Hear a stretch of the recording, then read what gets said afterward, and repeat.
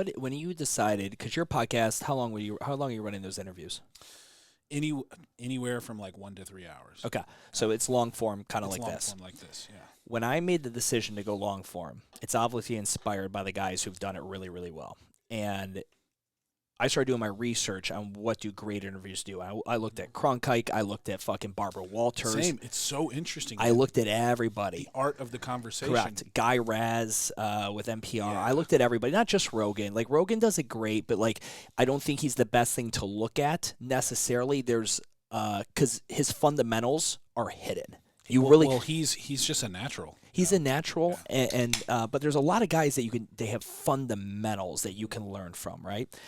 When you were doing, and because I know you, what was your preparation like? Because I listened to these podcasts like last night. I was lying in bed, listening to your stuff, and you were ready. You were 100% prepared, good to go. There was never a moment where it was because I know I can recognize when someone's grabbing for a question in an interview. I know it in a fucking heartbeat. Sure. There was never a moment with that with you. But from my appearance, from what I saw, you didn't have your notes or anything like that. Typically, if it wasn't you, who I already know very well, I typically would have my iPad here, and I have 5 big bold titles with 3 subpoints, and that just allows me to stay on track where I want the story to go. Yeah. I know you very well, so I get to kind of cheat on this one. But for you, when you were thinking, okay, I know you're not cocky enough to be like, oh, I'm just gonna fucking ask questions. I'm dope at asking questions, and I'm a great What did you do to improve your interviewing style before your first one, or as you've been going through it?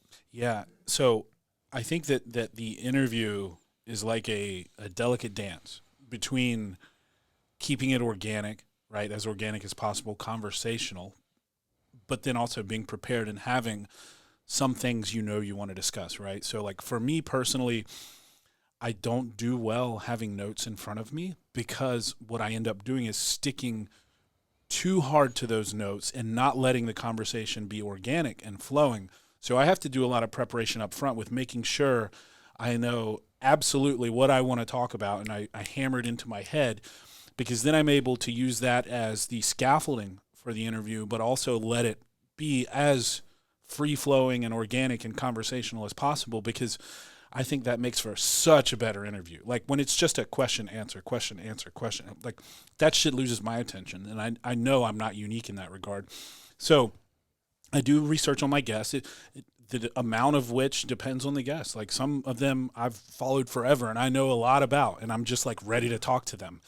And, several of them, we had a bunch of phone calls leading up to it, and text exchanges. And so, I use that as preparation, and you can get a feel for who they are in that regard too, sort of the off camera conversations. And, it's just a combination of all of that, man. And like, for me, a lot of preparing to be a podcaster was just examining who do I really like, who's in the game now, who's doing it well. Obviously, Rogan is good, but there's a whole bunch of other ones.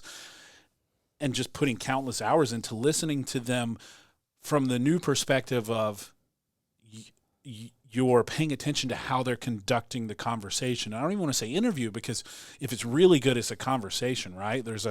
It's not just a call and response. It's a fucking trade of ideas consistently. And so that's how I approach it. And if I'm too structured, it'll be shitty.